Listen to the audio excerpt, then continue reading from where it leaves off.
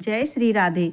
आज की वीडियो में आप जानेंगे पौष मास में पड़ने वाली पूर्णिमा के बारे में। इस नए साल में 2024 25 जनवरी गुरुवार के दिन पूर्णिमा है। पूर्णिमा का व्रत और स्नान दान इसी दिन किया जाएगा और इसी दिन से माघ महीने की भी शुरुआत हो जाएगी। पौष महीना सूर्य देव का महीना होता है और पूर्णिमा चंद्रमा की तिथि होती है। ऐसे में सूर्य और चंद्रमा का ये संगम मनुष्य की सभी मनोकामनाएं पूर्ण करने वाला है। के जीवन में आने वाली बाधाएं और कष्टों को दूर करने वाला है।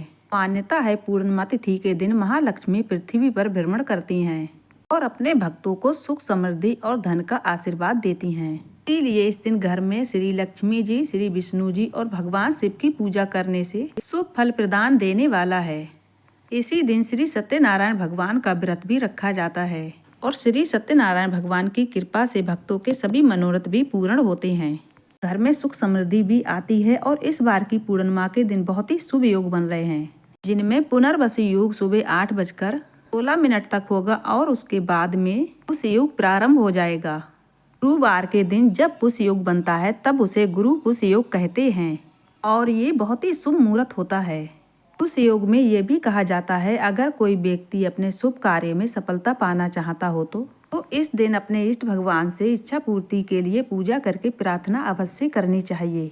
ऐसा करने से मन चाहे सिद्धियां, मन चाहे फल निश्चित रूप से जरूर प्राप्त होता है। इस समय किए गए कार्य से सफलता निश्चित प्राप्त होती है। अगर आप किसी भी मनोकामना पूर्ति के लिए जब पुष्य योग हो तो जिस समय पुष्य योग हो उस समय आप सच्चे मन से पूजा अर्चना करके जिसकी भी कामना करते हैं वो आपको निश्चिंत ही प्राप्त हो सकता है। इसीलिए इस बार की या पूर्णिमा के दिन शुभ योग में कोई नया काम या मनोरथ पूर्ति के लिए कोई उपाय अवश्य करें। गुरु पुष्य नक्षत्रों को सभी नक्षत्रों में अच्छा माना जाता है और इसे सभी नक्षत्रों का राजा भी कहते हैं। इसलिए आप इस शुभ मुहूर्त में सोना चांदी भी खरीद सकते हैं। महंगाई के कारण जो लोग सोना चांदी नहीं खरीद सकते हैं वो इस समय कोई पीली वस्तु को घर खरीद कर ला सकते हैं। हल्दी खरीद सकते हैं, चने की दाल खरीद सकते हैं, पीली मिठाई भी खरीद सकते हैं और इन्हीं वस्तुओं का आप दान भी कर सकते हैं। इसी प्रकार के गहनों की खरीदारी करने के लिए ये पुष्य योग बहुत शुभ रहता है। मंत्र से जुड़ी पूजा सामग्री भी आप पुष्य योग में खरीद कर ला सकते हैं। जिन लोगों के अंदर आत्मविश्वास की कमी होती है उन लोगों को आज के दिन पूजा अवश्य ही करनी चाहिए। इस बार की पूर्णिमा गुरुवार के दिन है, इसीलिए इसका महात्म्य और भी ज्यादा बढ़ गया है। अब जानेंगे पूर्णिमा तिथि के बारे में। इस बार की पूर्णिमा तिथि प्रारंभ होगी 24 जनवरी बुधवार की रात 9:51 से। पूर्णिमा तिथि समाप्त होगी 25 जनवरी गुरुवार की रात 11:23 तक। अगर आप गुरुवार के दिन कोई और व्रत रखना चाहें और पूर्णिमा का भी व्रत रखना चाहें तो दोनों व्रत रखकर अलग अलग पूजा कर सकते हैं। 25 जनवरी गुरुवार को सूर्य उदय होंगे सुबह 7:13 पर। सूर्यास्त होंगे शाम 6:04 पर। इस दिन ब्रह्म मुहूर्त का समय रहेगा सुबह 5:37 से 6:25 तक। अभिजीत मुहूर्त रहेगा दोपहर 12:17 से 1 बजे तक। गुरु पुष्य योग रहेगा सुबह 8:17 से सारे दिन। राहु काल का समय रहेगा दोपहर 1:30 से 3 बजे तक। राहु काल के समय कोई भी शुभ काम नहीं किए जाते हैं। अब जानिए इस दिन रहने वाले चंद्र उदय समय के बारे में।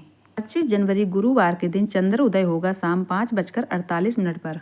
तो शाम की पूजा आप इस समय के बाद कभी भी करें, चंद्र देवता को अर्घ देकर। उसके बाद अपना उपवास कभी भी खोल सकते हैं। इस दिन हो सके तो सुबह जल्दी उठकर किसी पवित्र नदी में स्नान करना चाहिए। इसी दिन से माघ महीने का प्रारंभ हो जाएगा और माघ महीने में स्नान दान सुबह पवित्र नदी में उठकर बहुत से लोग करते हैं और जिनके लिए संभव ना हो तो वो घर के पानी में ही गंगा जल मिलाकर स्नान कर लेना चाहिए। फिर उसके बाद सूर्य देवता को अर्घ देकर संकल्प लेकर पूजा पाठ कर अपने व्रत को प्रारंभ करना चाहिए।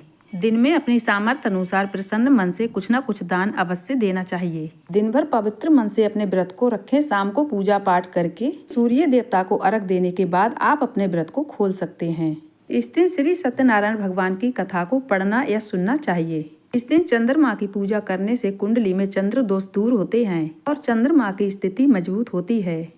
साथ ही पूर्णिमा के दिन दान करने से अमोघ फल का वरदान मिलता है। पूर्णिमा के दिन किसी जरूरतमंद व्यक्ति को दान दक्षिणा देकर भोजन करवाना चाहिए और यदि आपके पास समय हो पाए, संभव हो पाए तो ओम नमो भगवते वासुदेवाय मंत्र का जाप भी करना चाहिए।